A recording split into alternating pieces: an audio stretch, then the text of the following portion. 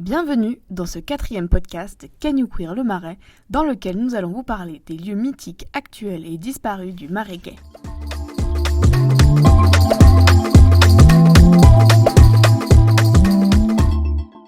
Vous vous trouvez actuellement au croisement de la rue des Archives et de la rue des Audriettes, juste à côté de la fontaine des Audriettes qui se trouve à votre gauche. Celle-ci tire son nom des vieilles Audriettes, car c'est ainsi que l'on nommait les pensionnaires du couvent de religieuses hospitalières qui habitaient à cet endroit en 1320. Si vous levez les yeux, vous pouvez apercevoir une énorme fresque sur un des immeubles. Cette fresque, appelée la femme lumière de l'homme, a été commandée par la ville de Paris en 2000. L'artiste, Robert Combas, est une figure du mouvement de la figuration libre. On retrouve dans ce mouvement beaucoup de peintures figuratives et colorées comme celle-ci. Cette œuvre fait appel à l'imaginaire collectif et évoque le personnage de Don Quichotte de Miguel Cervantes. Au numéro 3 de la rue, vous pouvez apercevoir la crèche Les Petits Chaperons Rouges. À cet emplacement se trouvait le bar gay L'Hélium, ouvert le 25 décembre 1977 et dont l'activité a cessé le 12 juin 1991. Avancez-vous désormais jusqu'au numéro 12 de la rue des Audriettes. À votre droite, vous pourrez observer la boîte de nuit Le Cud, le classique Up and Down. Il s'agit d'un établissement ouvertement gay qui a la particularité de s'étendre sur 2 niveaux où l'on monte et on descend dans les salles pour discuter, boire et danser, d'où son nom Up and Down, monter et descendre en français. Réservé exclusivement aux hommes le week-end, le bar admet les femmes la semaine. Ce lieu gay populaire du Marais attire surtout les jeunes, même si on y croise des représentants de toutes les tribus gays du quartier après la fermeture des autres bars. Le CUD a notamment accueilli récemment le célèbre chanteur américain Lil Nas X, chanteur de pop gay très populaire à travers le monde. Aucune pause n'étant prévue dans la rue des Audriettes, nous vous invitons à avancer à votre rythme jusqu'au numéro 25 de la rue Michel-Lecomte. Celle-ci se situe dans la continuité de la rue des Audriettes. Vous avez simplement à avancer toujours tout droit. Nous aimerions vous parler d'une librairie LGBTQI+, qui a longtemps été un haut lieu du Marais gay, les mots à la bouche. Ce n'est pas la peine de la chercher autour de vous. L'adresse a récemment déménagé dans le 11e arrondissement de Paris, principalement à cause de la gentrification et de la hausse des prix. À l'époque, seule librairie spécialisée dans la littérature queer, les mots à la bouche s'installent rue Sainte-Croix de la Bretonnerie en août 1983. Jean-Pierre Meyer-Janton, le propriétaire de la boutique, apporte ainsi une connotation culturelle à la structure commerciale du Marais gay.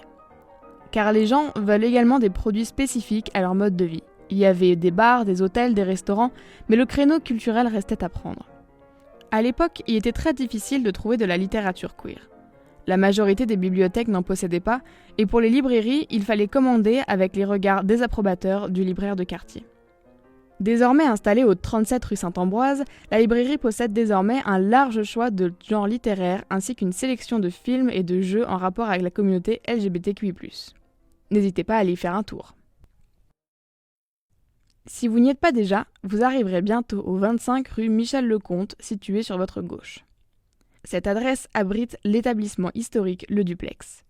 Ouvert en juillet 1980 suite au succès de son premier bar Le Village, devant lequel nous sommes passés lors du podcast numéro 1, Joël Leroux avait envie d'un lieu plus grand pouvant accueillir encore plus de monde.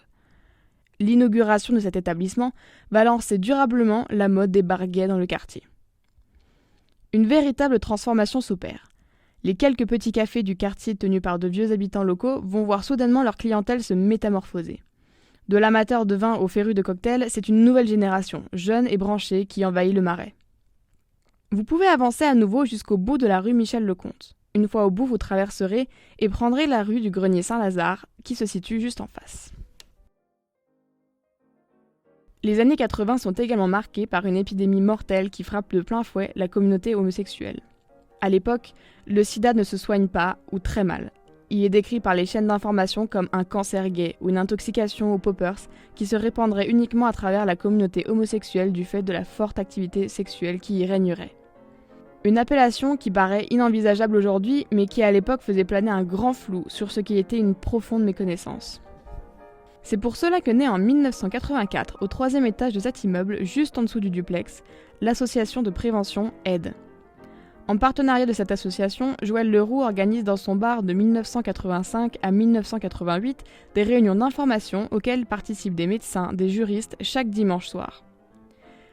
Très affecté par la disparition de plusieurs de ses amis, ces réunions sont très importantes à ses yeux. Les informations couplées à la distribution de préservatifs permettent une prise de conscience à l'échelle du quartier.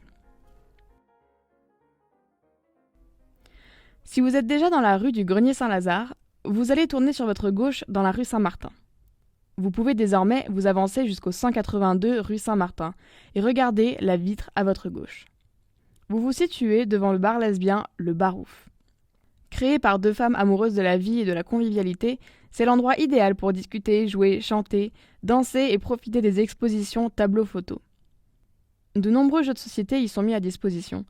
Le bar organise également des soirées à thème, comme des soirées karaoké ou cabaret qui ont un grand succès. Le Barouf est en général fréquenté par une clientèle féminine de 30 ans et plus. Si vous avancez seulement de quelques mètres, vous pourrez également apercevoir toujours sur votre gauche la mutinerie. Il s'agit d'une initiative originale créée par 3 femmes et ouverte en 2012. Il s'agit d'un lieu autogéré, faisant à la fois bar de quartier, bibliothèque, salle de projection, de billard, de cours de yoga, de self-défense ou encore de concerts. Il s'agit d'un lieu incontournable du Marais pour la communauté lesbienne. Ce bar est ouvertement activiste et propose de nombreuses activités inclusives quasiment tous les jours. Féministe, queer et trans-friendly, la mutinerie essaye au maximum de s'éloigner de l'élitisme de nombreux bars du Marais. Contrairement à son voisin le Barouf, la mutinerie est plutôt fréquentée par une clientèle très jeune entre 16 et 25 ans.